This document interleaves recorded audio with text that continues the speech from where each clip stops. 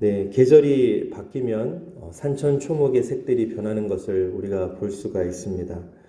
화려했던 꽃이 지기도 하고 또 푸르던 잎이 낙엽을 떨어뜨리면서 우리가 계절의 변화를 볼 수가 있습니다. 이처럼 우리 눈에 보이는 것들은 다 변합니다. 사람의 마음도 변하고 건강도 변하고 또 우리가 의지하던 경제적인 상황도 변하고 영원한 것은 없습니다. 오늘 본문의 시인도 마찬가지인 것 같습니다. 인생의 겨울을 지나고 있습니다. 혹은 인생의 칠흑 같은 밤을 지나고 있습니다. 오늘 시편 102편의 표제어를 보면 뭐라고 되어 있습니까? 고난당한 자가 마음이 상하여 그의 근심을 여호와 앞에 토로하는 기도다. 이렇게 되어 있습니다. 시인이 지금 몸과 마음이 다 무너져 내린 상태입니다. 4절을 보면 음식을 먹는 것조차 잊을 정도로 슬픔에 잠겨 있고 7절에는 외로운 지붕 위에 참새처럼 홀로 남아 있는 상황입니다. 그러나 시인은 이 절망의 끝에서 놀라운 반전을 시도합니다. 자신의 비참함에 매몰되는 대신에 영원히 변치 않으시는 하나님께 시선을 고정하는 것입니다. 오늘 본문을 통해서 우리가 붙들어야 할 진정한 소망이 무엇인지 세 가지로 한번 살펴보도록 하겠습니다. 첫 번째는 하나님은 우리가 가장 비참할 때 드리는 기도를 가장 귀하게 여기십니다. 17절을 보시기 바랍니다.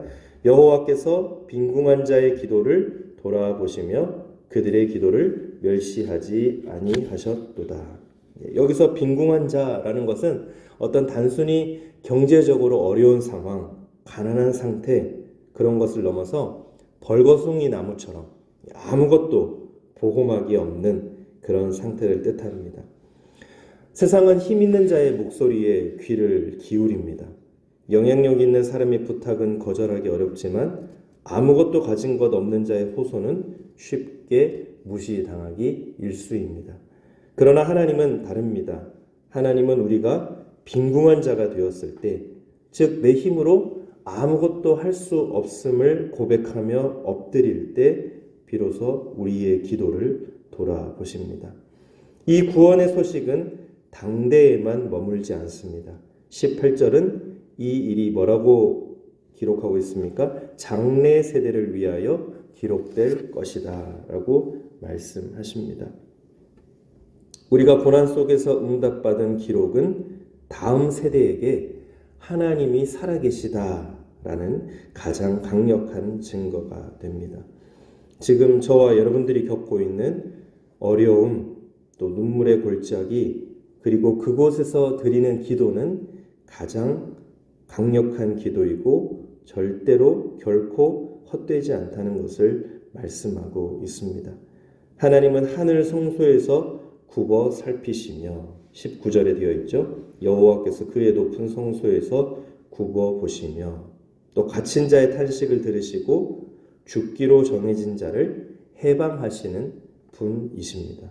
우리가 가장 낮아진 그 자리가 역설적으로는 하나님의 가장 큰 영광이 기록되는 자리가 됨을 믿으시기를 바랍니다. 두 번째로 우리는 유한한 자신을 의지하지 말고 영원하신 하나님을 의지해야 합니다. 23절과 24절에서 시인은 인생의 허무함을 고백합니다. 그가 내 힘을 중도에 쇠약하게 하시며 내 날을 짧게 하셨도다. 나의 말이 나의 하나님이여 나의 중년에 나를 데려가지 마옵소서. 주의 연대는 대대에 무궁하니이다. 누구나 인생의 전성기가 영원할 것이라고 믿고 싶어 합니다. 하지만 어느 순간 우리는 깨닫게 됩니다. 내 기력이 예전 같지 않음을, 내 마음대로 조절할 수 있는 시간이 그리 길지 않음을 말입니다. 시인은 인생의 중도에 꺾이는 아픔을 호소합니다. 이것은 우리 현대인들이 느끼는 어떤 위기, 또 질병 혹은 상실의 고통과도 같습니다. 하지만 시인은 곧바로 뭐라고 고백합니까? 주의 연대는 대대에 무궁하니이다. 내 인생의 시계는 이제 멈추어 갈지 몰라도 하나님의 시계는 멈추지 않는다는 것입니다. 내가 가진 자원은 바닥이 날지 몰라도 하나님의 자원은 무궁무진합니다. 신앙이란 무엇입니까? 나의 유한함을 인정하고 하나님의 무한함에 나를 연결하는 것입니다. 내가 약해질 때 하나님의 강함이 나타나고 내 날이 짧아질 때 하나님의 생명이 내 안에 들어옵니다. 나의 작음을 보고 나의 연약함을 보고 낙심하지 마시고 오히려 무궁하신 하나님을 붙드는 기회로 삼으시기를 바랍니다. 세 번째로 세상의 모든 것은 변하지만 주님은 여전하십니다. 25절부터 27절 말씀은 성경 전체에서도 손꼽히는 장엄한 선포인데 우리 같이 한번 읽어보도록 하겠습니다. 시작. 주께서 옛적에 땅의 기초를 놓으셨사오며 하늘도 주의 손으로 지으신 바니이다. 천지는 없어지려니와 주는 영존하시겠고 그것들은 다 옷같이 낡으리니 의복같이 바꾸시면 바뀌려니와 주는 한결같으시고 주의 연대는 무궁하리이다. 아멘. 예, 맞습니다. 우리가 사실 대단하다고 생각하는 우주, 만물조차 하나님 앞에서는 한 벌의 옷에 불과하다라고 합니다. 옷은 시간이 지나면 헤어지고 유행이 지나면 갈아입어야 합니다. 이처럼 우리가 절대적이라고 믿었던 세상의 가치관, 권력, 재물 이런 모든 것들은 옷처럼 낡아질 것들입니다. 그것들의 인생을 거는 사람은 옷이 헤어질 때 함께 비참해집니다. 그러나 하나님은 여전하신 분입니다. 2000년 전에 베드로의 기도를 들으셨던 그 하나님이 오늘 나의 신음소리를 들으십니다. 천지를 창조하셨던 그 능력이 오늘 내 삶의 문제를 해결하시는 능력과 동일합니다. 상황은 변하고 환경은 요동치지만 하나님은 그 자리에 여전히 계십니다.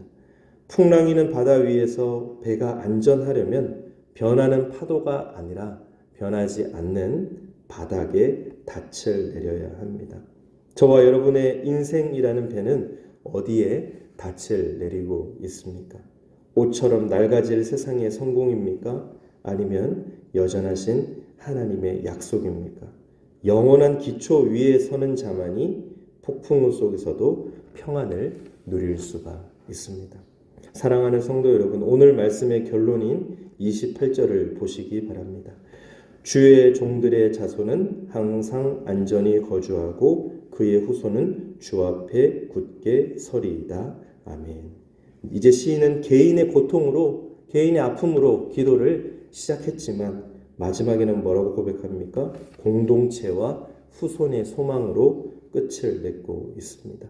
우리가 영원하신 하나님을 붙들 때 그 은혜는 나 한 사람에게서 멈추지 않습니다. 우리가 변치 않는 반석 위에 인생을 세울 때 우리의 자녀들도 그 든든한 기초 위에서 안전을 누리게 됩니다.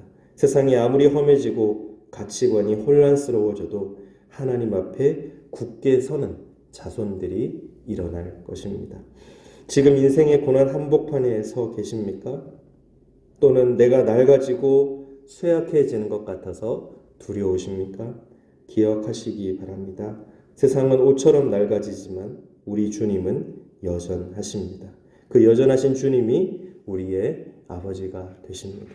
이번 한 주간 변하는 환경에 마음을 빼앗기지 마시기 바랍니다. 대신 영원하신 하나님의 품 안에서 참된 안식과 승리를 누리는 우리 모든 성도님들이 되시기를 주님의 이름으로 간절히 축원합니다. 기도하겠습니다. 사랑과 자비가 무궁하신 하나님 아버지, 오늘 시편의 말씀을 통해 고난 중에 있는 우리를 위로하시고 우리가 바라보아야 할 영원한 표대가 어디에 있는지 깨닫게 하시니 참으로 감사합니다. 주님, 우리는 때로 옷처럼 낡아지고 변하는 세상의 것들에 마음을 빼앗겨 낙심할 때가 얼마나 많았는지 모릅니다. 내 기력이 쇠하고 상황이 막막해질 때 하나님마저 나를 잊으신 것은 아닌지 의심하며 떨기도 했습니다.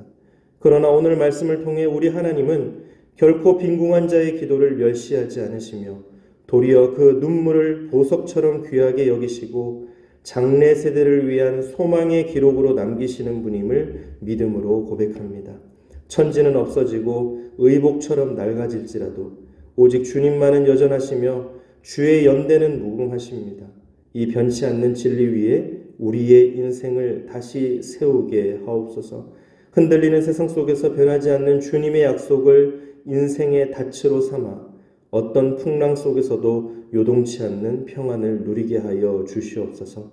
특별히 간구하옵기는 오늘 이 자리에 모인 성도들의 삶과 그 자녀들을 축복하여 주시옵소서. 우리가 영원하신 하나님 편에 서 있을 때 우리의 후손들이 주 앞에 안전히 거하며 믿음 위에 굳게 서는 은혜를 보게 하여 주시옵소서.